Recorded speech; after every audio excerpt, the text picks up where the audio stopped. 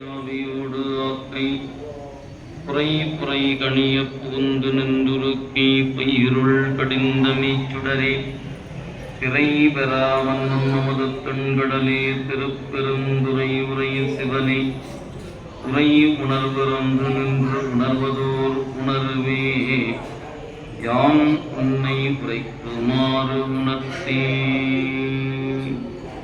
தெய்வத்தின் மேல் சமயம் வேறு இல்லை, அதில் சார் சிவமாம் தெய்வத்தின் மேல் தெய்வம் இல்லனும் நான் மறை செம்பொருள் வாய்மை வைத்த தீதிரு தேவாரமும் திருவாசகம் மெய்மை தரச் செய்த நால்வர் ஒற்றாள் எம் உயிர் துணையே. கல்லாவினல் மலை உள்ளார் அருளியே உள்ளார் இணை மலர் எல்லார் துணைவரே.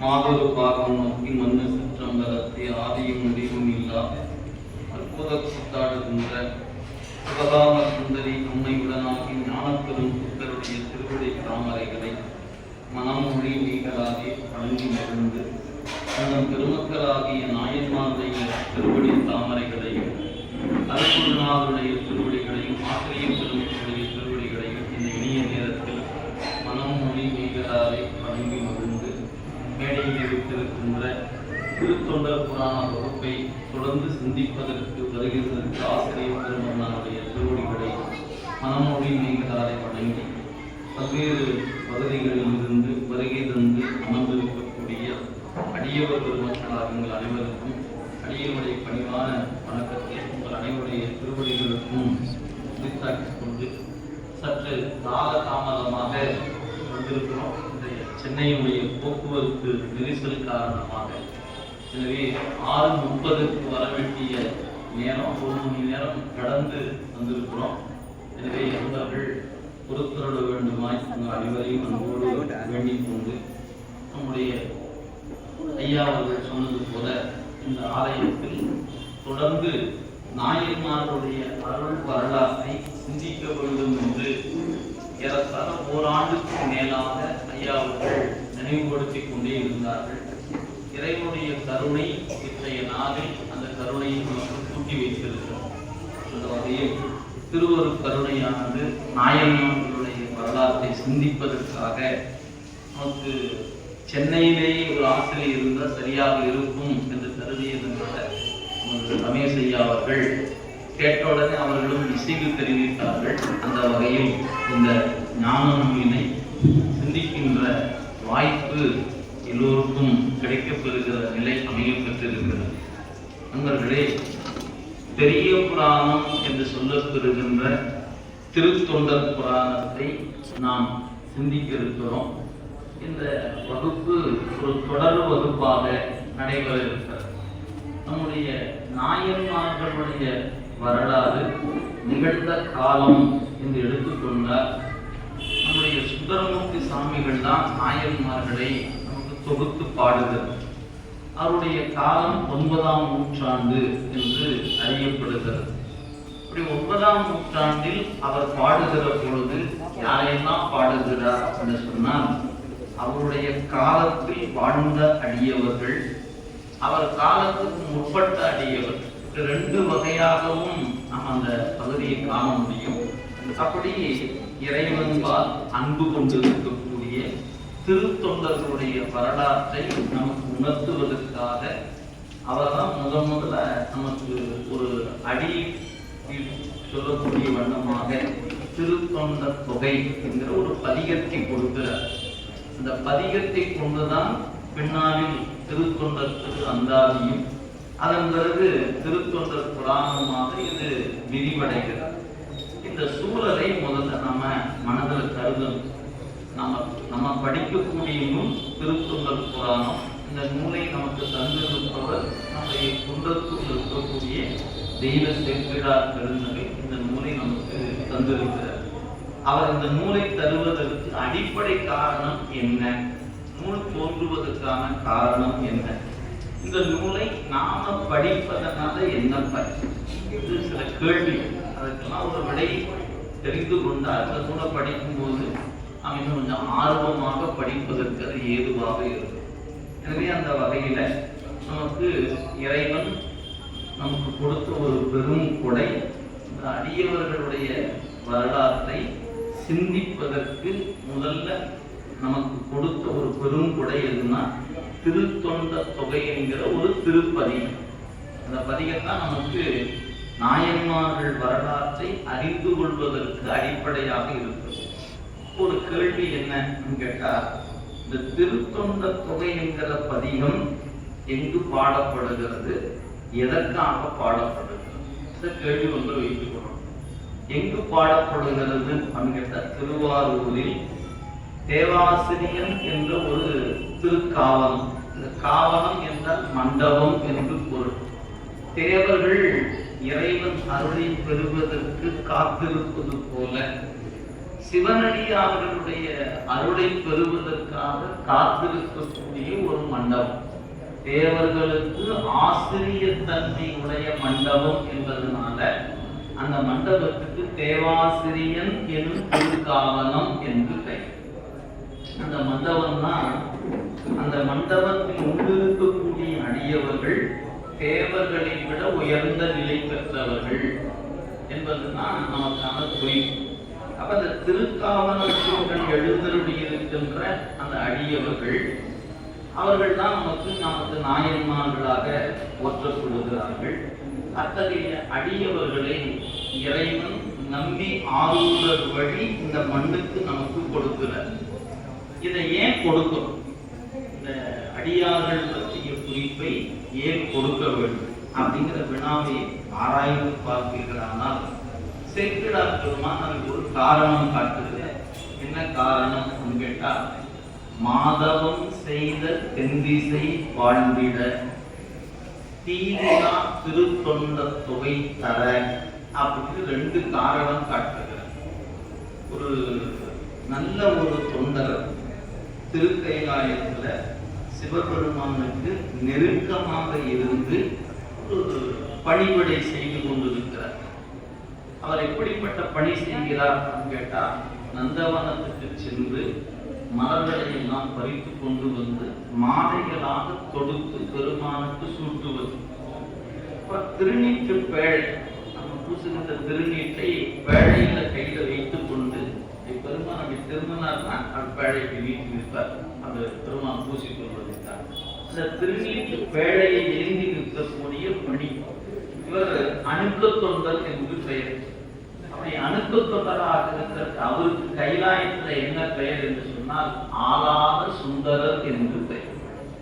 எனவே கைலாயத்துல ஆளாத சுந்தரராக பெருமானுக்கு நெருக்கமாக இருந்து பணிவிடை செய்து கொண்டிருக்கிற ஒரு தொண்டர் ஆளாத சுந்தரர் அப்படிங்கிற பெயர். அங்கு இருக்கக்கூடிய அவரை இந்த மண்ணுலகத்துக்கு பெருமான் கீழே அனுப்புகிறார்.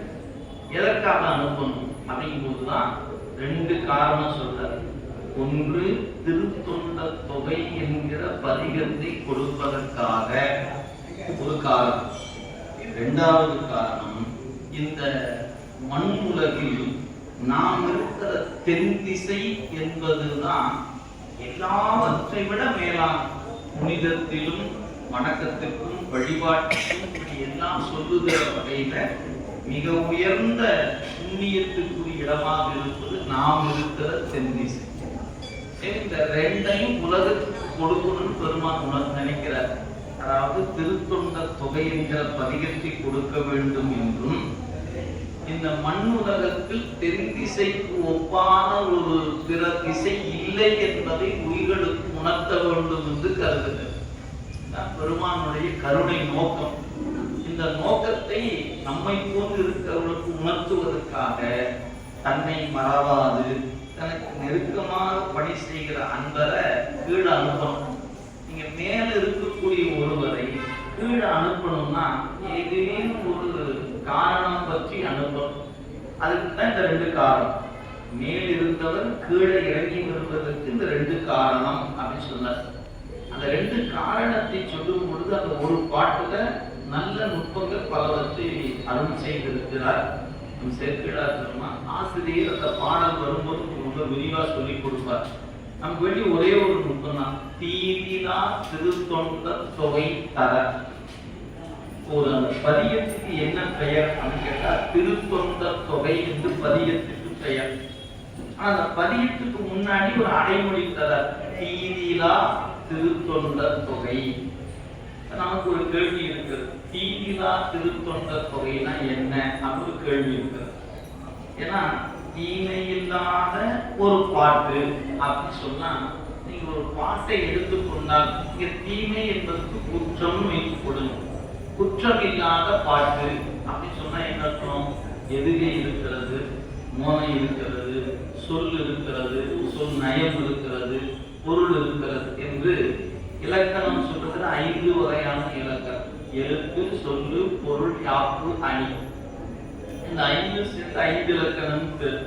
அந்த பதிகத்தை ஆராய்ச்சி பண்ணீங்கன்னா இவையெல்லாம் பொருத்தமாக இருக்கிறது. சரி, அந்த ஒரு பதிகத்துலதான் அப்படி இருக்குதா என்ன?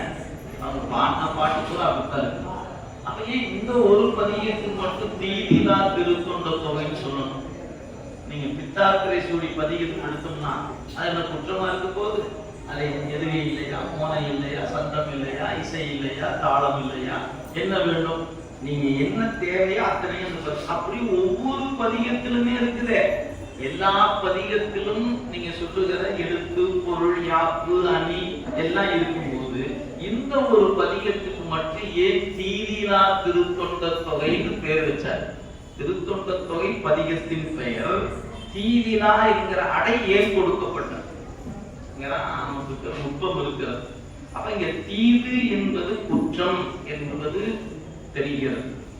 என்ன குற்றம்? செய்யுள் குற்றம் அல்ல, பொருள் குற்றம் அல்ல, யாப்பின் குற்றம் அல்ல, சந்த குற்றம். இத மாதிரி எந்த குற்றத்தையும் அந்த பார்த்து ஆராய்ச்சி பண்ணா அது எதுவுமே இல்லை. அப்படின்னா இந்த பதிகத்துல சொல்லப்படுகிற குற்றம் என்று சொல்லப்படுவது எது? அதான் கேள்வி. அப்ப எது குற்றம் அப்படின்னு நீங்க சிந்தித்து பார்த்தீங்கன்னா நமக்கு ஒவ்வொருக்கும் ஒவ்வொரு பார்வையில சொல்லலாம். நமக்கு சைவ சித்தாந்தத்தினுடைய பார்வையில உயிருக்கு குற்றம் என்பது எது அப்படின்னு நீங்க சிந்தித்தீர்களானால், உயிரினுடைய அறிவில் கலந்திருக்கிற அறியாமை என்கிற ஒன்றுதான் குற்றம். உயிருக்கு குற்றமானது எதுன்னு கேட்டீங்கன்னா அறியாமையே உயிருக்கான குற்றம். இந்த அறியாமைக்கு வேறு வேறு பெயர்கள் சைவ சித்தாந்தத்தில் சொல்லப்படும்.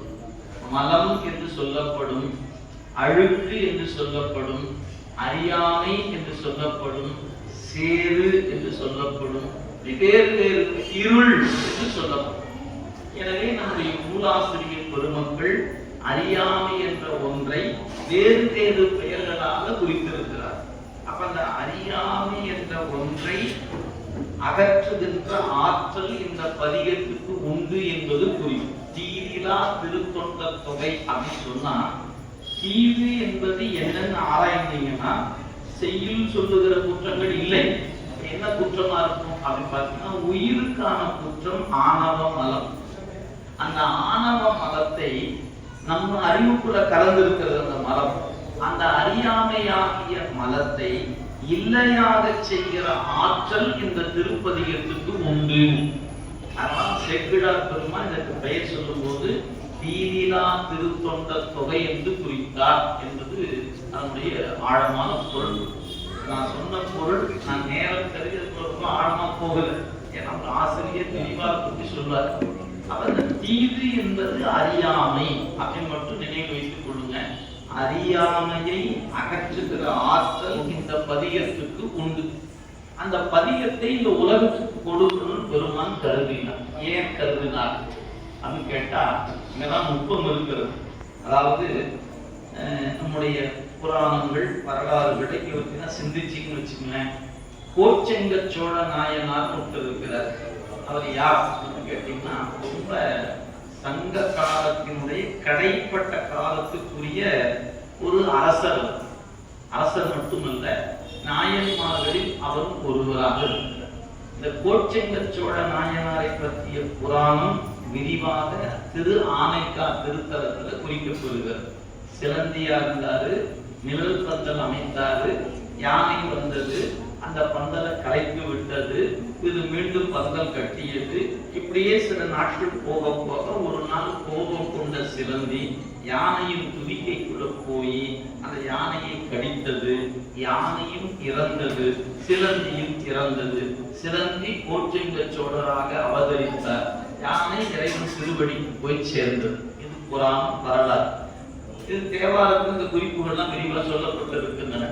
சரி, அப்படிப்பட்ட கோச்செங்க சோழருடைய காலம் சங்க காலத்தினுடைய கடைப்பட்ட காலம். அதாவது நம்ம கிமுன்னு சொல்லலாம், கிபி இல்ல, கிமு அப்படின்னு எடுத்துக்கிட்டீங்கன்னா 2000 ஆண்டுக்கு முற்பட்ட ஒரு காலம் கோச்செங்க சோழ நாயனாருடைய காலம்.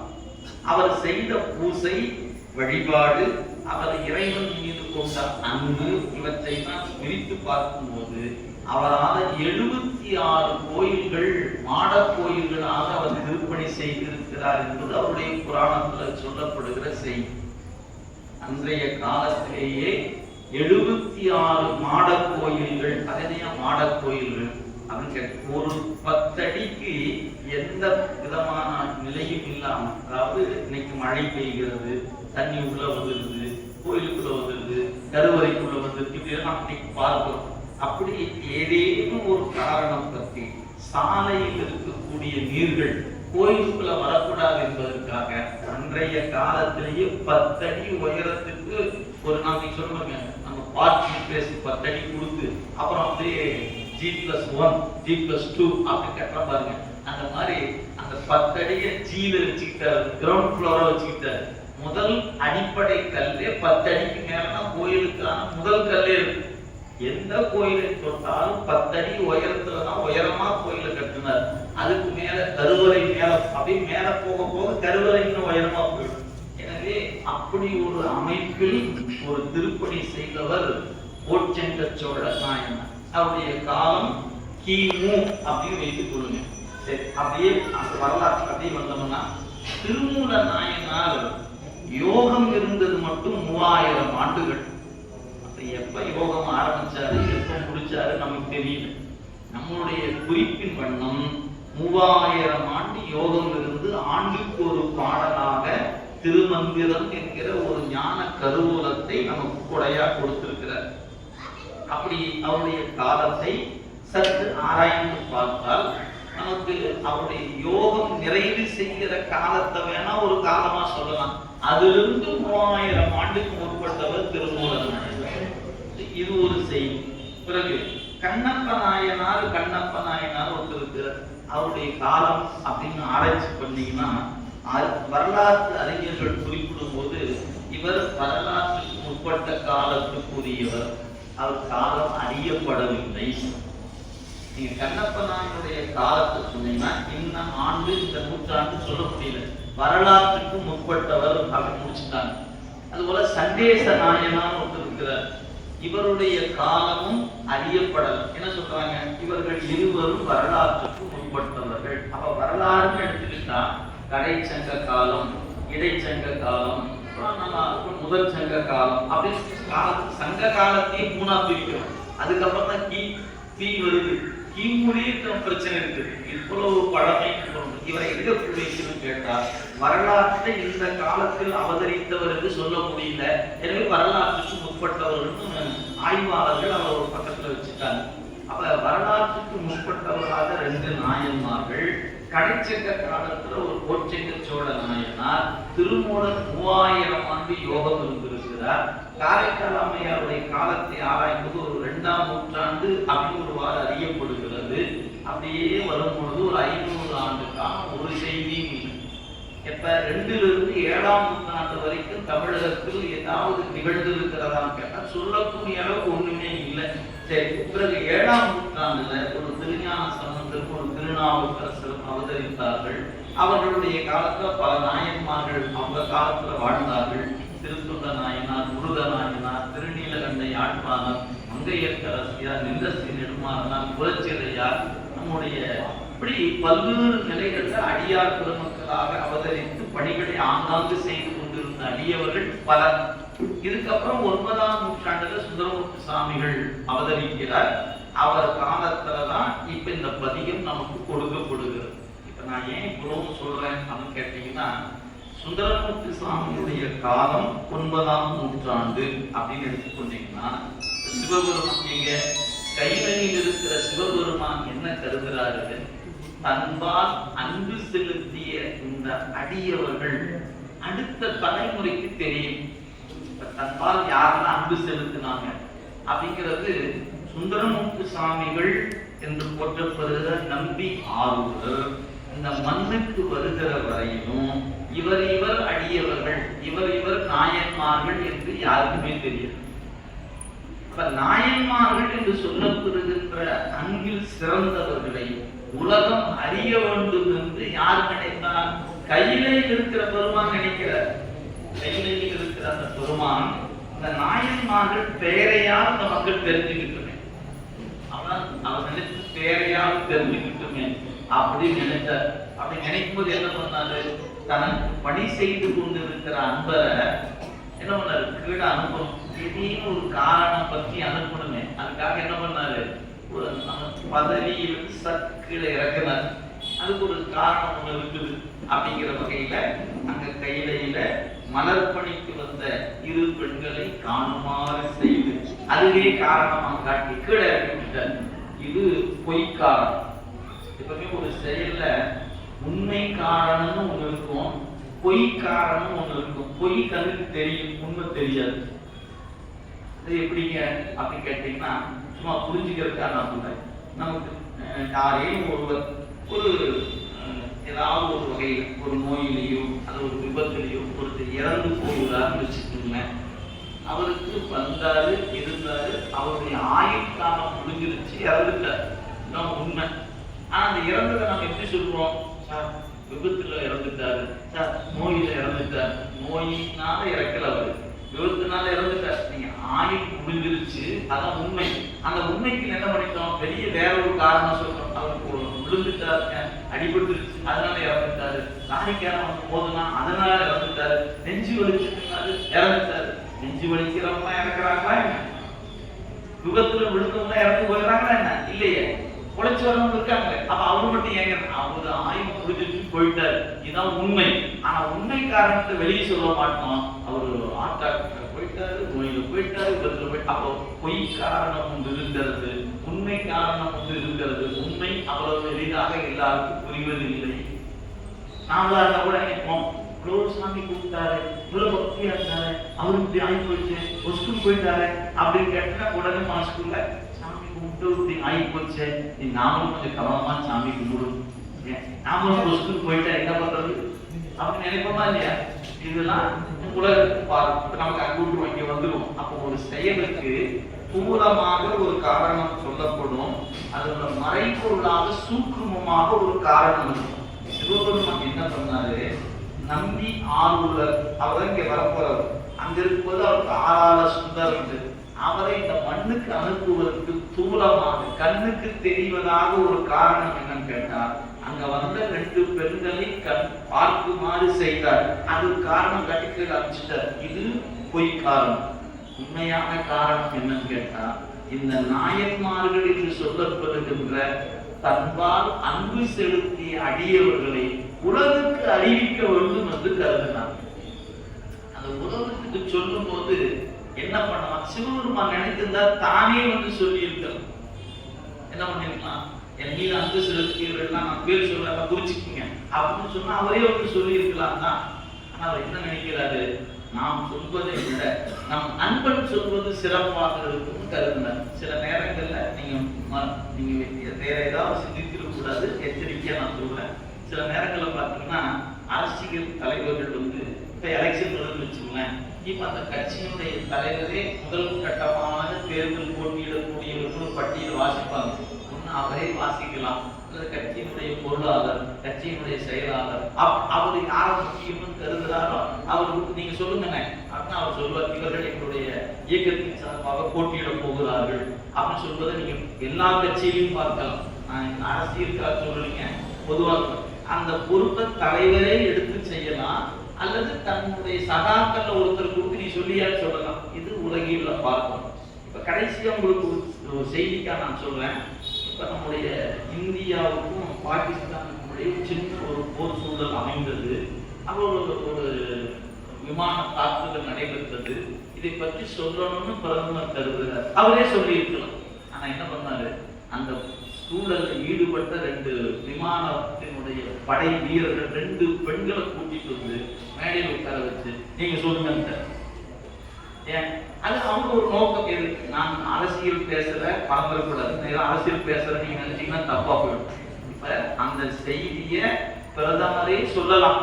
யாராவது கேள்வி கேட்க போறோமா என்ன சார், நீங்க எப்படி சார் சொல்லலாம் கேட்டீங்க, அவர்தான் சொல்லணும். ஆனா அவர் என்ன பண்றாரு, அதுல ஈடுபாடு கொண்டு அந்த போர்க்களத்துக்கே போய் அதை வெற்றியா முடிச்சாங்க. அவங்கள வந்துட்டு சொல்ல வச்சாரு. அது மாதிரி இப்ப நீங்க கருதிப்பீங்க, சிவபெருமானே நாயன்மார்களை பத்தி பட்டியல் கொடுக்கலாம். ஆனால் என்ன பண்ணாரு, தன்னால் அன்பு செலுத்துற அன்பர் வழியா கொடுக்கலாம் நினைச்சார். அதுக்கு யார போக்கில் அனுப்பலாம் பார்த்தார். இவருதான் சிக்கினார். யாரு, இந்த திருநீட் பேரை ஏற்றி கொண்டிருந்தார் பாருங்க, அவரை பார்த்தார். இவருதான் ஏன் சரியான ஆள் அப்படின்னு நினைச்சார். என்ன பண்ணோம், இவரை கீழே அனுப்பணும். கீழே அனுப்பணும்னா ஒரு காரணத்தை காட்டித்தான் அனுப்பணும், சும்மா அனுப்பிடக்கூடாது. அதுக்காக என்ன பண்ணாரு, அந்த உமையம்மைக்கு மலர்பரிக்கு வந்த பெண்களை பார்க்குமாறு செய்தார். அவ்வளவுதாங்க செய்தார். பேசலாம் கூட இல்லை. ஏங்க நீங்க ரொம்ப நாளா வந்துருக்கிறீங்களா, எப்பெல்லாம் பூ பறிக்க வருவீங்க, இதெல்லாம் கேட்டாருங்க. ஒண்ணுமே இல்லை. அந்த பெண்கள் 2 பேர் வந்தாங்க. இவரு பார்த்தாருங்க. இவரு பார்க்கறதுனால அவங்களும் பார்த்தாங்க. அதை தவிர்த்து அங்க ஒண்ணுமே நடக்கல. நீங்க அதெல்லாம் ஆசிரியர் பாட்டு விரிவாக சொல்ல போறாரு.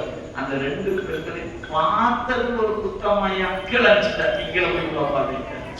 இப்ப அதனால கீழே வந்துட்டார். இப்ப நீங்க சிந்திக்கணும், ஒரு பொய் காரணத்தை காட்டி நம்பி ஆரூரரை மண்ணுக்கு அனுப்பினார். எதற்காக, தீதிலா திருத்தொண்ட தொகை தருவதற்காக. எதற்கு, நம்முடைய அறிவுக்குள்ள இருக்கிற அறியாமை என்கிற ஒன்றை அகற்றுகிற ஆற்றல் அந்த பதிகத்துக்கு உண்டு. அந்த பதிகத்தை நமக்கு கொடுப்பதற்காக மேல உயர்ந்த இடத்தில் இருக்கக்கூடிய ஒருவரை கீழே அனுப்புகிறான் இறைவன். ஒரு செய்தி, அந்த நாயன்மார்கள் யார் கேட்டீங்கன்னா, சிவபெருமானின் மீது அளவு கடந்த அன்பை கொண்டவர்கள். அவங்கதான் நாயன்மார். இந்த அன்பு செலுத்துவதில் ஒரு வரையறைக்கு உட்பட்டதாக இல்லாமல் வரையறை கடந்த அன்பை கொண்டிருப்பவர்கள் நாயன்மார். அவங்க 63 என்று போற்றப்படுகிற அடியவர். எனவே தன்பால் அன்பு செலுத்திய தொண்டர்களை யார் அடையாளம் காட்டணும், இறைவனே காட்டணும்னு முடிவு பண்ணணும். அதனால என்ன பண்ணாரு, இறைவன் நாயன்மார்களை உலகத்துக்கு காட்டுவதற்காக சுந்தரர் என போற்றப்படுகின்ற நம்பி ஆரூரரை கொண்டு ஒரு திருப்பதிகத்தை கொடுக்க செய்தார். அவர் கொடுத்துட்டார்.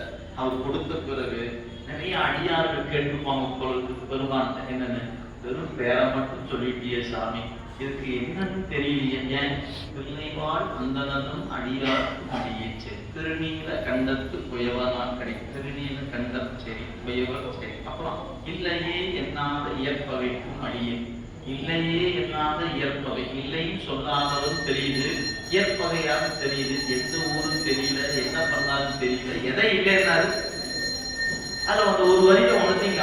இல்லையே என்னாத இயற்பவைக்கும் அடியே, இளையான குடிமாறன் அடியாருக்கும் அடி, இளையான குடியும் ஒரு ஊரு மாறனும் இருக்கிறார், அவருக்கு அடியே. இவர் என்னையா பண்ணாரு தெரியும். இப்ப அந்த ஒத்த வரியில என்ன தெரிஞ்சு கேட்டா, பேர் மட்டும் தெரிஞ்சது, சில பேருடைய வீரம் தெரிஞ்சது, சில பேருடைய கொடை தெரிஞ்சது, இதுதான் சில பேருடைய குலம் தெரிஞ்சது. ஒரு திருநீல கண்டத்து குயவர் என்று குலம் தெரிஞ்சது, சிலருடைய வீரம் தெரிந்தது. எப்படிப்பட்ட வீரம் அப்படின்னு கேட்டீங்கன்னா, பொய்யடிமை இல்லாத புலவர்னு ஒரு குறிப்பு தெரிந்தது. திருநீட்டுக்காக உயிரை கொடுத்தவர் அப்படிங்கிற வகையில வெல்லுமா மிக வல்ல மெய்ப்பொருளுக்கு அடியேனாரு. இப்படி பல்வேறு வகையான செய்தியை அந்த பதிகம் கொடுக்கிறது. ஆனா அந்த பதிகம் தருகிற தகவல் முழுமையானதாக இல்லை. ஒரே ஒரு வரியில என்னத்தை சொல்ல முடியும், ஒண்ணு பேரை சொல்லலாம், ஊரு சொல்லலாம், குலம் சொல்லலாம், கொடை சொல்லலாம், வீரம் சொல்லலாம், இப்படி ஏதாவது ஒன்றை சொல்லி இருக்கிறார். ஒண்ணுமே சொல்லாதவங்களும் உண்டு. என்னது, ஒரு உதாரணம் சொல்ல பாருங்க. கடைசி பாட்டு சொல்வார், மன்னியசி மறைநாம நின்ற ஊர் பூசல் வரி வரையாள் மாணிக்கும் நேசனுக்கும் அடியே. மாணி என்பது மங்கையர் கரசியாருடைய பெயர், நேசர் என்பது ஒரு நாயன்மாருடைய பேர். இப்ப ஏதாவது ஒரு அடை இருக்குதா, மாணி என்று நல்ல வளையல் அணிந்திருக்கின்ற வரி வளையாள் மாணி. வளையல் அணிந்திருக்கிற பெண்ணாகிய மாணி என்று சொல்லக்கூடியவருக்கு அடியேன். நேசர் என்று சொல்லப்படுகிற அடியவருக்கு அடியேன்.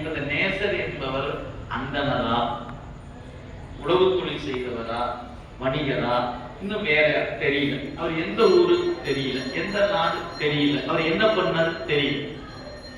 நேசருக்கு பேர் மட்டும்தான் இருக்கு பதிகத்துல. இப்ப ஒண்ணுமே தெரியும்.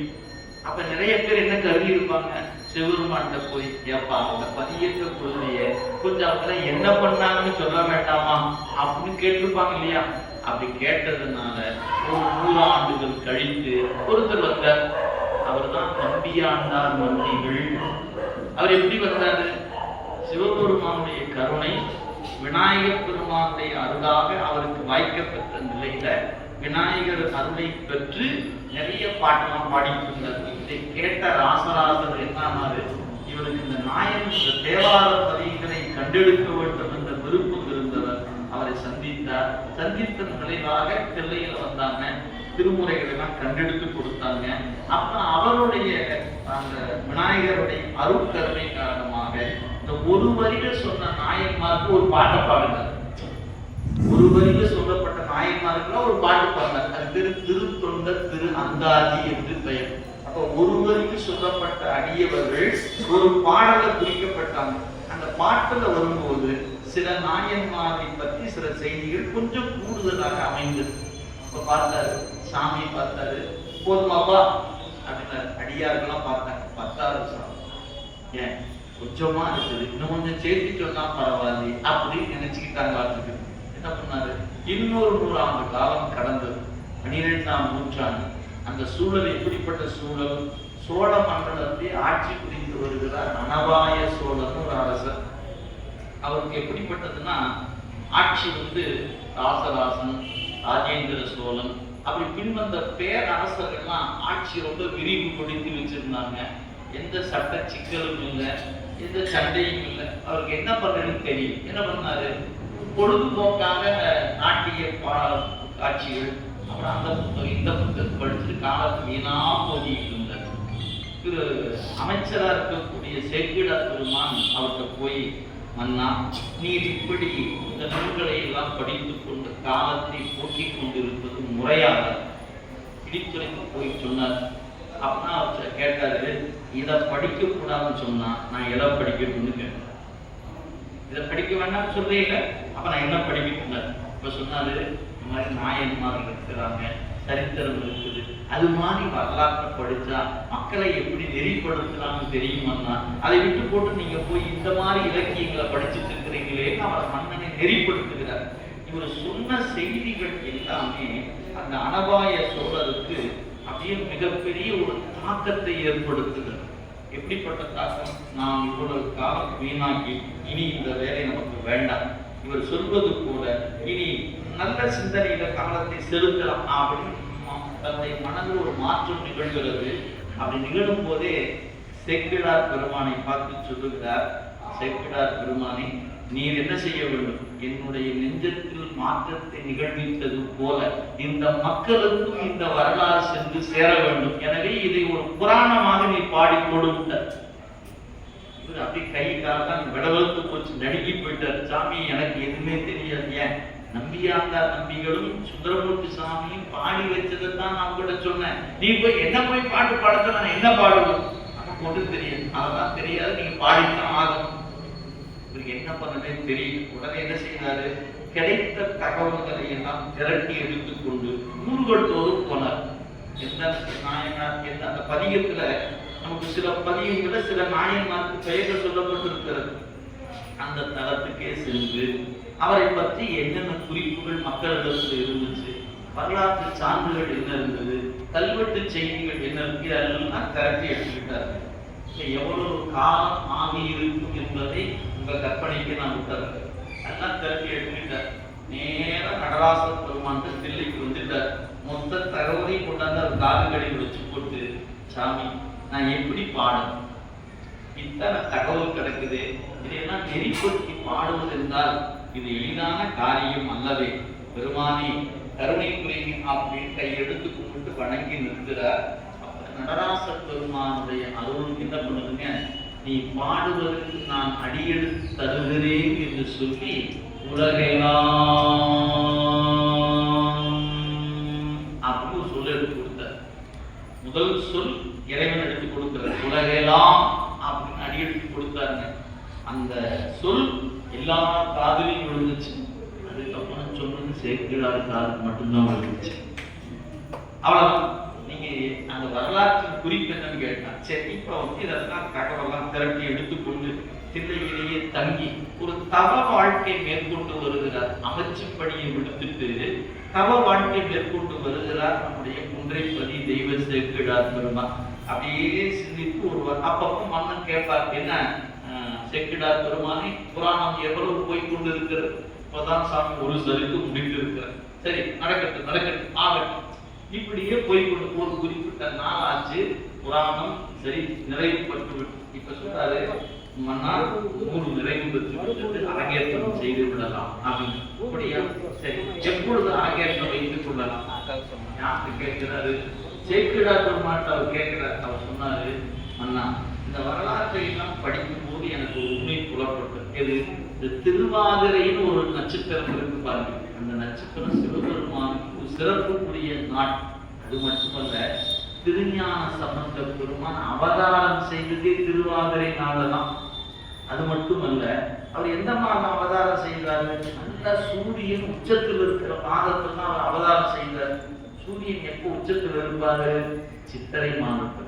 எனவே சித்திரை மாதத்துல திருவாதிரை நாளன்று ஞானசம்பந்த பெருந்தகை அவதரித்திருக்கிறார் என்ற குறிப்பை சேக்கிழார் உணர்ந்ததுனால மன்னன் சொல்லுகிறார்.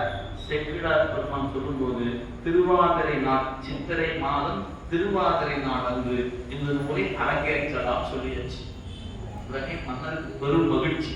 ஏன், தன்னுடைய சபை சார் காரணமாக பெரும்பெரும் புலவர்களுக்கெல்லாம் ஓலை அனுப்புகிறார். இதுபோல எங்கள் நாட்டினுடைய அமைச்சராகிய சேக்கிழார் பெருந்தகை ஒரு திருத்தொண்டர் புராணம் என்ற நூலை அருள் செய்திருக்கிறார், இது அரங்கேற்றம் நிகழ்கிறது, எல்லோரும் வாருங்கள் அப்படின்னு மன்னர்களுக்கு அழைப்பு, புலவர்களுக்கு அழைப்பு, மக்களுக்கு அழைப்பு. எல்லாரும் எங்க கூடுவாங்க, தில்லையில ஆயிரங்கால் மண்டபங்கள். இன்னைக்கு போனீங்கன்னா பார்க்கலாம், கிழக்கு கோவிலுக்கு வழி நுழைவீர்களானா அதை திரும்பி பார்த்தீங்கன்னா ஒரு பெரிய மண்டபம் தெரியும், ஆயிரங்கால் மண்டபம். நம்முடைய நடராசர் பெருமான் திருவாதிரை நாள் மார்கழி திருவாதிரை அங்கதான் வருவார். அந்த மண்டபத்தில் வச்சுதான் அவருக்கு திருமஞ்சன வழிபாடு நடைபெறும். ஆயிரங்கால் மண்டபத்துல மண்டபமே ஆயிரங்கால் மண்டபம். மக்கள் எவ்வளவு கூடியிருப்பார். கூடியது மட்டுமல்ல, அவர் என்ன பண்ணாரு, அந்த அரங்கேற்றத்தை சித்திரை திருவாதிரை தொடங்கி அடுத்த ஆண்டு சித்திரை திருவாதிரை அன்னைக்கு நிறைவு செய்தார். ஓராண்டு காலம் இந்த நூல் சேக்கிழார் பெருமானால் விரிவுரை சொல்லப்பட்டிருக்கிறது. ஒரு வருஷம். அந்த ஓராண்டு காலமும் வந்து கேட்டவங்களுக்கு இருப்பிடம் இருந்துச்சு, உணவு கொடுத்தாரு, உடை கொடுத்தாரு, எல்லாம் கொடுத்து மகிழ்ந்தார் அரசர். புராணம் பாடி முடிக்கப்பட்டு விட்டது, விரிவுரையும் முடிந்தது. உடனே அனபாய சோழருக்கு இருப்பு கொள்ள, என்ன ஒரு அருமையான நூல் இந்த நூல், இப்படிப்பட்ட நூலை எங்கள் மண்ணினுடைய அரசர் அமைச்சர் இப்படி ஒரு நூலை கொடுத்திருக்கிறார் என்று இவர் எப்படி கொண்டாடுவதுன்னு அவருக்கு தெரியலீங்க. இவர் என்ன நினைத்தார் தெரியுமா, பட்டத்து யானை அழைத்து வந்தார், சேக்கிழார் பெருமான் யானை உட்கார வச்சு அந்த ஏட்டினை எடுத்து அவர் கையில கொடுத்துட்டு மன்னர் பின்னாடி கேட்பார், எதுக்கு, நான் உனக்கு செய்வதற்கு ஒன்றுமில்லை, நான் கவரியான வீசிட்டு வரேன்னு வீசிட்டு வந்தார். ஒரு அமைச்சருக்கு அரசர் கவரி வீசிக்கொண்டு வருகிறார்னா அந்த நூல் அவருடைய நெஞ்சத்தில் எப்படிப்பட்ட ஒரு மாற்றத்தை நிகழ்த்திருக்கும் என்பதை நீங்கள் எண்ணி பார்க்க வேண்டும். அப்படியே அந்த மாட வீதி வலம் வரப்பட்டது. அப்பொழுது தில்லையில கொண்டாந்து கூத்தர் பெருமான் திருவடிகளை வைத்து அனபாய சோழர் ஒரு அறிவிப்பு சொல்லுகிறார். இதுகாலம் நம்பியாண்டார் நம்பிகள் வழியாக தொகுக்கப்பட்ட திருமுறைகள் 11 என்று இருக்கிறது. இன்று முதல் 12 திருமுறைகளாக போற்றப்பெறும் 12வது திருமுறையாக இந்த திருத்தொண்டர் புராணம் நீ சேர்க்கப்படுகிறது. பெரும் அறிவிப்பு கொடுத்தாங்க. உலகம் கொண்டாடியது, சைவ உலகம் கொண்டாடியது. அப்படிப்பட்ட அந்த பெரிய புராணம் எப்படிப்பட்ட நூல்? இப்ப நம்ம சொன்ன மாதிரி ஊர் ஊரா போனாரு, தகவல்லாம் திரட்டி கொண்டாரு, கல்வெட்டு செய்தி படிச்சாரு, இதெல்லாம் படிச்சு கொடுத்தாருன்னா சரி, இப்படித்தான் அந்த நூல் பாடப்பட்டதா? இது தகவலை திரட்டி கொண்டுதான் பாடினார் சொல்றமே, அதன் அடிப்படையில் மட்டும்தான் பாடப்பட்டதான் கேட்டா நிச்சயமாக இல்லை. ஏன்? அதுவும் துணை செய்திருக்கிறது, அவ்வளவுதான். நீங்க தகவல் திரட்டிய செய்திகள் துணை செய்திருக்கின்றன. இன்னைக்கு நீங்க நல்லா சிந்தித்து பாருங்க, இந்த வரலாறுகள் நாயன்மார்களோடு தொடர்புடைய தலங்கள் அப்படி எடுத்துக்கிட்டீங்கன்னா பல்வேறு தலங்கள். உதாரணத்துக்கு திருவாமூர், திருநாவுக்கரசர் அவதாரம் செய்த தலம். அவருடைய காலம் 7ஆம் நூற்றாண்டு. சரி, அந்த பெயர் இன்னைக்கு ஊர் இருக்கிறதா? இன்னைக்கும் இருக்கிறது. பண்ருட்டியிலிருந்து உளுந்தூர்பேட்டை வர சாலையில வந்தீங்கன்னா இடது புறத்துல திருவாமூர் அப்படின்னு ஒரு பெயர் பலகை இருக்குது. உள்ள போனீங்கன்னா அந்த ஊர் இருக்குது. எப்ப? 7ஆம் நூற்றாண்டில் சூட்டப்பட்ட பெயர் 21ஆம் நூற்றாண்டு வரை இன்னைக்கு சொல்லிட்டு இருக்கிறோம். திருவாமூர், திருநாவலூர், சீர்காழி, திருவாரூர், காஞ்சிபுரம், இப்படி பெயர் சொல்லுகிற தலங்கள்ல அவை எல்லாமே இன்னைக்கு தமிழகத்துல கணக்கு 1000 ஆண்டுக்கு முற்பட்ட தலங்கள். 1000 பேர் சொல்லலாம். உலக வரலாற்றை நீங்க போய் பார்க்க முடியாது. ஏன்? பல நாடுகள் இருக்கிற இடம் தெரியாம, மொழி தெரியாம, எத்தனையோ இன்னைக்கு தொன்மையான மொழி என்ற இடத்திலிருந்து பல மொழிகள் காணாம போயிடுச்சு. தமிழ் மட்டும்தான் நின்று கொண்டிருக்கிறது, வாழ்ந்து கொண்டிருக்கிறது என்பதை மறந்துடக்கூடாது. இன்னைக்கு நம்ம வீட்டுல இருக்கிற குழந்தைகள் எல்லாருமே படிச்சு முடிச்சுட்டா அவங்க பெரிய எய்ம் என்ன தெரியுங்களா? இந்த H1 விசா வாங்கிட்டு போய் இந்த அமெரிக்கால போய் செட்டில் ஆகணும். அதுக்கு ஒண்ணுமே நமக்கு தெரியாது. ஆனா நீங்க சிந்தித்து பாருங்க, அந்த அமெரிக்கா நாடு ஒரு 150 வருடங்களுக்கு முன்னாடி ஒருத்தருக்குமே தெரியாது. இந்த அமெரிக்கான்னு சொல்லிட்டு எல்லாரும் அங்கே போல ஐயோ அது போச்சுன்னா குடியே போச்சு, அமெரிக்கா தான் வாழ மாட்டோம். 1000 ஆண்டு வரலாற்றையும் பண்பாட்டையும் நாகரிகத்தை கையில வச்சுக்கிட்டு அமெரிக்காக்கார வழி போட்டா பணம் பெற்று எங்களால வாழ தெரியுங்க, உனக்கெல்லாம் பாடம் சொல்லி கொடுத்தவன் எங்க பாட்டை நாங்க பார்த்துக்கிறோம். அப்படி வாழ முடியாதா? என்ன? நிச்சயமாக வாழ முடியுங்க. அத்தனை செல்வம் நம்மகிட்ட இருக்கு. நம்மகிட்ட எல்லா வகையான ஆக்க சக்திகளும் நம்ம மண்ணில் இருக்கிறது. அன்னைக்கு என்னதான் சொன்ன மாதிரி என்ன வளம் இல்லை இந்த திருநாட்டில், ஏன் கையவே ஏந்தவன் வெளிநாட்டில் நம்மகிட்ட இருக்குதுங்க. அத்தனையும் கொட்டி கிடக்குது. இதை விட கொடுமை எழுதிங்களா? சுரண்டி எடுத்தது போக கொட்டிட்டு இருக்குங்க. சுரண்டாமே எடுத்த எவ்வளவு கிடக்கும். நான் இப்ப தமாஷோட நினைச்சிடாதீங்க. ஒரு குறிப்பிட்ட காலம் முகலாயர்களுடைய ஆட்சி காலத்துல அங்கிருந்து பாபர் வந்தாரு, படையெடுத்தாரு, கொள்ளையடிச்சுட்டு போனாரு. கஜினி முகல் வந்தாரு, கொள்ளையடித்தாரு, எடுத்துட்டு போனாரு. இதெல்லாம் நம்ம வரலாற்றை படிச்சு நான் ஏதோ புதுசா சொல்ல நினைச்சிடக்கூடாது. வரலாறு நம்ம படிச்சு என்ன படித்தோம்? சோமநாத் வந்தாரு, 18 முறை படையெடுத்தாரு, என்ன பண்ணாரு? செல்வங்களை எல்லாம் சூறையாடி எடுத்துக்கொண்டு போனார். வரலாறு படிச்சோம். சரி, அவங்க போனதுக்கு அப்புறம் ஆங்கிலேயர்கள் வந்தாங்க. என்ன பண்ணாங்க? அவங்க தான் சார் நமக்கு ரயில் போட்டு கொடுத்தாங்க, அவங்க தான் சார் சாலை அமைச்சு கொடுத்தாங்க, அவங்க தான் சார் கப்பலை குளம். எதுக்கு? நம்ம நாட்டு செல்வத்துலாம் அவன் நாட்டுக்கு எடுத்துட்டு போறோம்.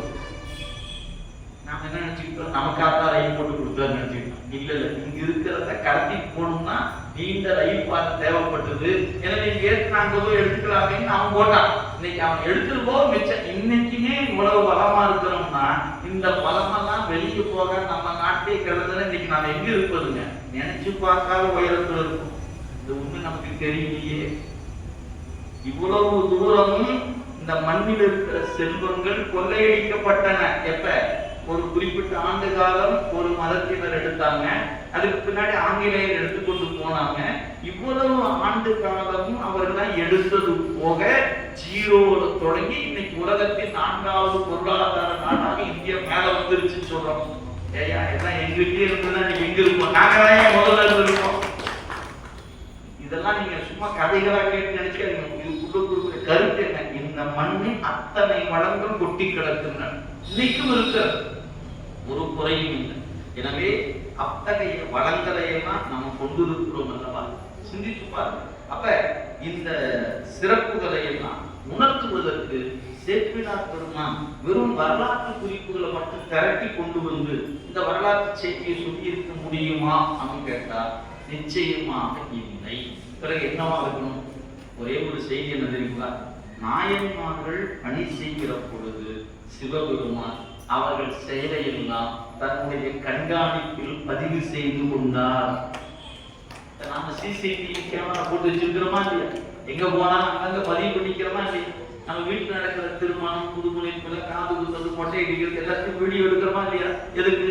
இந்த குழந்தை நாளைக்கு வளர்ந்தா குழந்தை மொட்டை அடிக்கிறது பாடுறா, தேவன கல்யாணத்தை பாடுறா அப்படின்னு காட்டுறதுதானே. இப்ப ஒரு 10 வருஷத்துக்கு முன்னாடி 15, 20 பல ஆண்டுக்கு முன் நடந்த நிகழ்வை இன்னைக்கு நாம் எப்படி பார்க்கிறோம்? காணொளி வழியா பார்க்கிறோம். அதுக்கு நடப்புக்கு என்ன காரணம்? அந்த நிகழ்வுகள் பதிவு செய்யப்பட்டன. அதே மாதிரி 1000 ஆண்டுக்கு முன் வாழ்ந்த நாயன்மார்கள் வரலாறுனா சிவபெருமான் பதிவு செய்தார். நம்புற மாதிரியா இருக்கு? நீங்க எல்லாம் மைக்கு கொடுத்தா என்ன பேசுறீங்க ஐயா அப்படின்னு யாருக்காவது மனசுல ஒரு எண்ணம் தோணுச்சுன்னா ஒரே ஒரு பாட்டு மட்டும் சொல்றேன். திருநாவுக்கரசு பெருமான் நம்முடைய இன்னம்பர் ஒரு தரம் சுவாமி மலைக்கு பக்கத்துல இன்னம்பர் என்று இன்னைக்கு அதே பேருக்கு போய் பாருங்க. சுவாமி மலை அது பக்கத்துல இன்னம்பர் தாண்டி புறம்பயம் அந்த தளத்துக்கு இதற்கு அதுக்கு நேர் போட்டு இருக்கிற தளம். அந்த இன்னம்பர் தளத்துல ஒரு தேவாரம் பாடுறாரு. என்ன பாடுறாரு?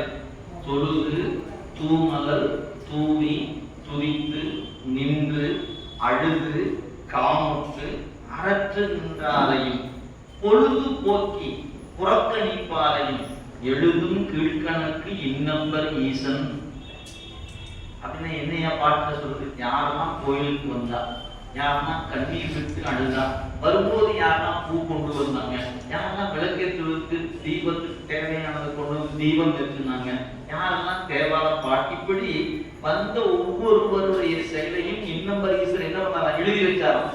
தொழுது தூமலர் தூவி துதித்து நின்று அழுது காமுற்று அரசுகின்றாரையும். சரி, நான் கோயிலுக்கு வரலையா? எழுத மாட்டாங்கல்ல அப்படின்னு நினைச்சான். இல்ல, வீட்டுல உட்கார்ந்து பொழுதுபோக்கிட்டு இருந்தானே எழுதி வச்சான்.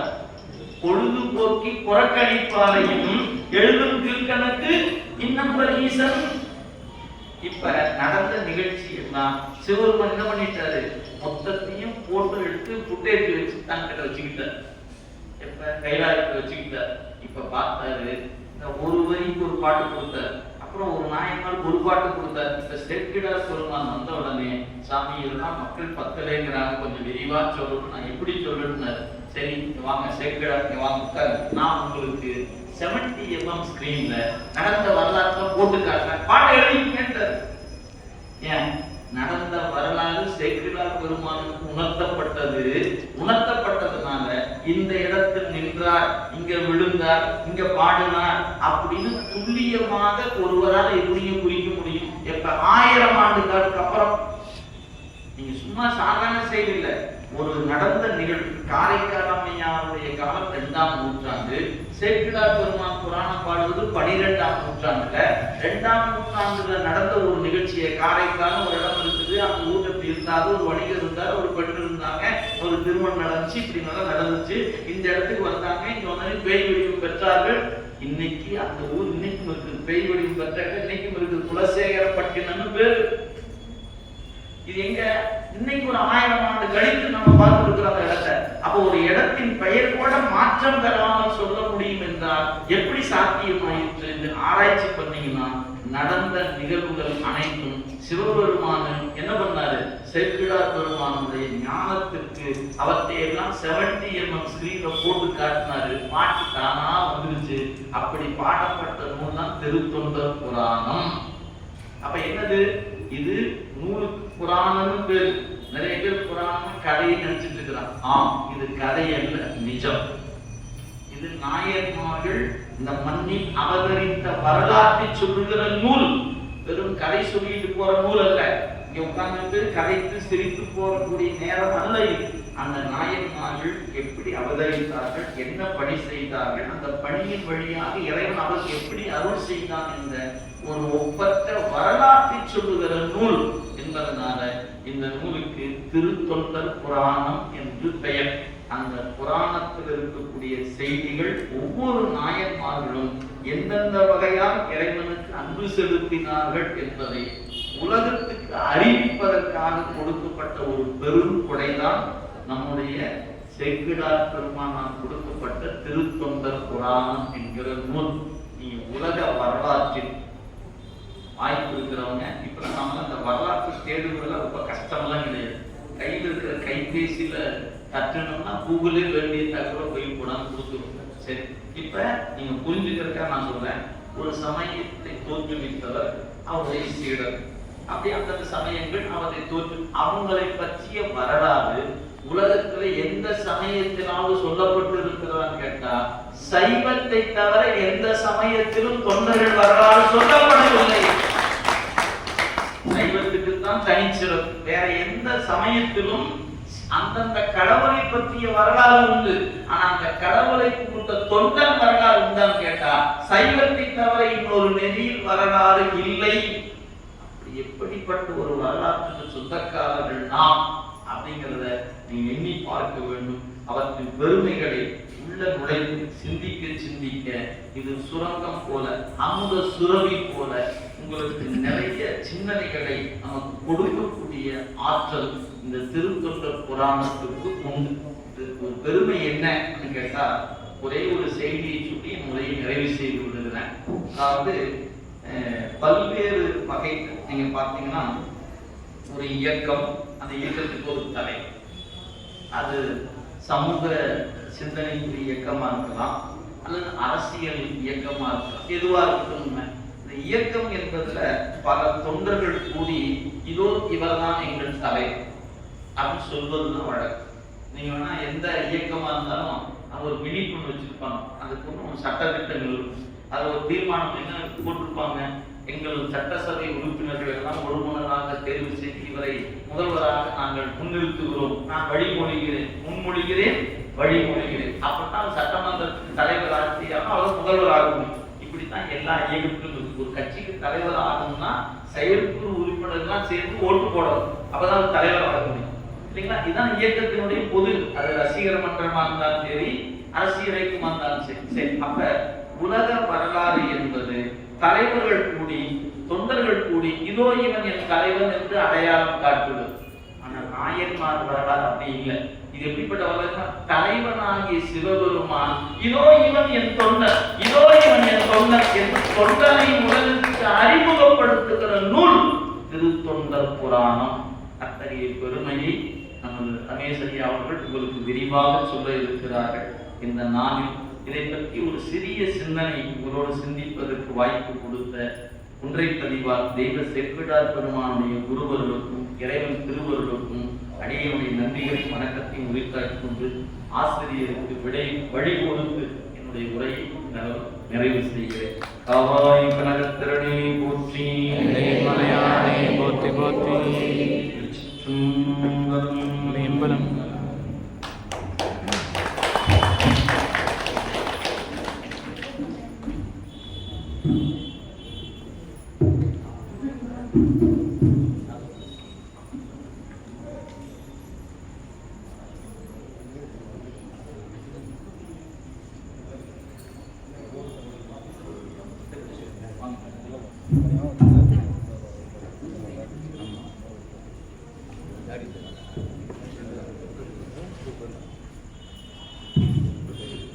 சின்ன ஒரு அறிமுகம் சொல்லணும்னு சொல்லி குமரன் அவர்கள் விண்ணப்பிக்கிறார்கள். சென்னையிலே இருக்கிறவர், இவரை பற்றி நான் சொல்ல வேண்டியதில்லை அப்படின்னா நான் இது சொல்லலை. ஒரே ஒரு மட்டும், அதாவது நம்ம சில நேரங்களை சொல்லுவோங்க, அதாவது பெயர் சொன்னா தரம் எளிதில் விளங்கும் அப்படின்னு சொல்லுவாங்க இல்லைங்களா?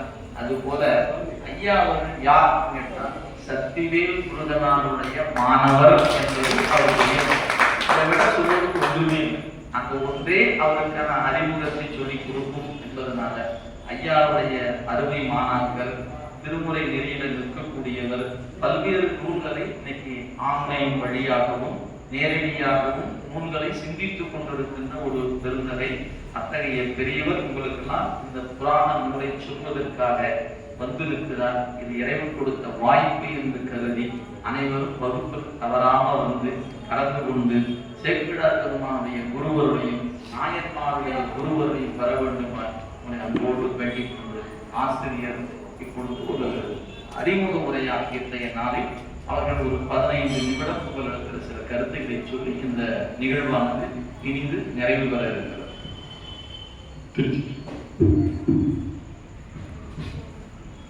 தில்லைவாழந்தனரை முதலாக சீர்படைத்த தொல்லையாம் தொந்த தொகையடியார் பலம் போற்றி வள்ளையவர் புராண கதை உலகறிய விதித்துரைத்த செல்லமணி முற்றத்தோர் கீழாக எல்லாம் அல்ல அம்மையப்பருடைய வற்றாத பெருங்கருணையினால் திருவருளினால் குருவர்களினால் சற்றுமான நன்னாளிலே ஆசிரியர் பெருந்தகளுடைய முன்னிலையில் இன்றைய நன்னாள் திருக்கோவிலில் பெரிய புராண தொடர் சிந்தனை இனிதே துவக்கப்பெற்றிருக்கின்றது. ஏனென்றால் எதனை யார் துவக்கி வைப்பது என்பதே திருவருடைய முடிவாக இருக்கும். அடியார்களை பற்றி எடுத்துரைக்கக்கூடிய திருத்தொண்டர் தொகையை, அதாவது பெரிய புராணத்தை ஒரு சிறந்த அடியாரை துவக்கி வைப்பது நான் பெற்ற மிகப்பெரிய பேர். ஏனென்றால் அடியார் அடியார் நாம் சொல்றோம், ரொம்ப எளிமையா சொல்லிக்கிறோம். நெற்றில் திருநீர் வைத்தவுடன் சிவனடியார் முயற்சி செய்து கொண்டிருக்கின்றோம். நாம் முயற்சி செய்து கொண்டிருக்கக்கூடிய அந்த முயற்சியில் வெற்றி கண்ட பெருந்தகை. ஏனென்றால் அடியார் என்றால் நமக்கு திருத்தொண்டர் பெரிய புராணம் தான் சான்று எடுத்து தேடும் ஆக்கம் கெட்ட பெருமினர் ரோட்டையும் பொன்னையும் ஒக்கவே நோக்குவர் கூடும் அன்பினில் கும்பிடுகிறேன் என்று வீடும் வேண்டா பெருமை முழங்கினார்.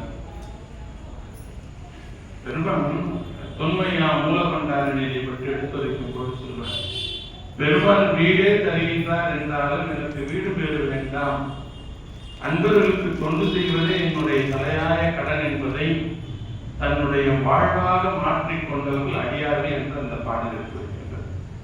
அவ்வாறு தன்னுடைய வாழ்வையே சிவப்பணியாக மாற்றிக்கொண்ட பெருந்தகை. நம்ம பல அன்பர்களை பார்த்திருக்கிறோம். சைவ அன்பர்களிடத்து மட்டும் நாம் ஒரு உறவு கொள்ளக்கூடிய வகுப்பு என்றால் நம்ம சைவ அன்பர், நம்முடைய செயல்பாடுகள் என்றால் சைவ அன்பர்களிடத்து அப்படின்னா நமக்கு அதுல ஒரு பென்ஸ் இருக்கும், பாதுகாப்பு இருக்கும். ஏன்னா சைவ அன்பர்களுக்கு நம்மை பற்றி தெரியும். இதனை கடந்து பொது வெளியில் நாம இறங்கி ஒரு தொண்டு செய்யணும்னா அதற்கு ஒரு மிகப்பெரிய பக்குவம் நிலை. பொதுநிலையில் இறங்கி நம்ம தொண்டு செய்யும் பொழுது நாம் எத்துணை அதை நல்ல எண்ணத்தோடு செய்தாலும் எல்லா விதமான கருத்துக்களும் அதை சார்ந்து வந்து கொண்டுதான் இருக்கும். அதை ஏற்றுக்கொள்ளக்கூடிய மனோபக்குவம் இருப்பவர்கள் தான் பொதுநிலையில் இறங்க முடியும். அப்படி இறங்கி நிலை நின்று அதில் வென்று காட்டியப்படுகிறது. அவர் எடுத்திருக்கக்கூடிய முன்பணி அரண்மணி. இறைவன் புகழ் பாடுதல் என்பது சிறப்பு தான். அதை விட அடியார் புகழ் பாடுதல் அதனிலும் சிறப்பு. செம்மலன் நோன்றால் சேரல் நோட்டா அம்மலன் கழி அன்பரோடு மறி. சிவபெருமானுடைய திருவடியை பிடிச்சுக்கணும்னு சொல்லல 12ஆம் சூத்திரத்துல சிவஞான போதத்துல அன்பரோடு மறி. அப்படி எப்ப அன்பரோடு மறிய முடியும்னா, அதாவது இணைய முடியும்னா, அறிவை அழகு அறிவது நல்கி பொறிவழி ஆசை புகுத்தி புணர்த்திட்டு அறிவது ஆக்கி அடியர்கள் நல்குன்ற சுத்தஞானம் கிடைக்க பெற்றவுடன் தான் அடியார்கள் நம்மால் இணங்க முடியும். அப்ப அடியார் நிலை என்றால் நின்மல துரிய நிலை. நின்மல துரிய நிலைக்கு அடியார்கள் வித்தை கெடுத்து வியாக்கரத்தை மிக சுத்தற்குரியம் பிறந்து தொடக்கர ஒத்து புலன் உயிரோடு ஒன்றாய் செத்திட்டிருப்ப சிவயோகியார்கள். உடலால் செத்திட்டிருப்பர். உடல் அவர்களை பொறுத்தவரை இப்போ பணி செய்வதற்கு உண்டான ஒரு துணை கருவி. உடலுக்காக அவருடைய வாழ்வு இருக்க. அப்படிப்பட்டவர்கள் சிவயோகியார்கள், சிவனடியார்கள்.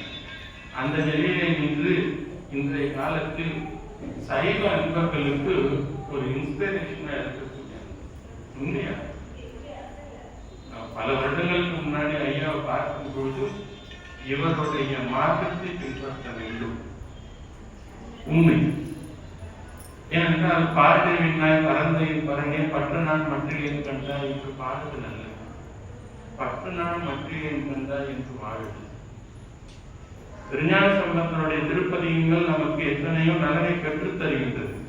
காதலாகி கசிந்த கந்தியை தூக்கில திருக்கடை காப்புல கடைகளின் செய்து சொல்லக்கூடிய செய்தி, அதாவது பலன், சிந்தை மகிழ்ந்து ஏற்றவெல்லாம் வந்த பாசம் அறுத்தவல்ல, சைவத்தின் கடையாகிய வந்த பாசம் அறுக்கக்கூடியது எது திருக்கடை. அவ்வாறு நம்முடைய திருமுறைகளும் இது போன்ற புராணங்களும் நம் வாழ்வியலை சிவனை நோக்கிய பயணத்தில் சிறிது சிறிதாக நம்மை கொண்டு செலுத்திக் கொண்டிருக்கின்றது. அப்ப திருமுறைகளையும் இது போன்ற புராணங்களையும் எவ்வாறு நாம் புரிந்து கொள்ள வேண்டும்? ஐயா கொடுக்கப்பட்ட அந்த கால அளவுக்குள் அந்த பெரிய புராணம் எவ்வாறு நமக்கு கைக்கு கிடைக்கப்பெற்றது என்பதை மிகவும் அற்புதமாக நமக்கு எடுத்துரையிருக்கிறார்.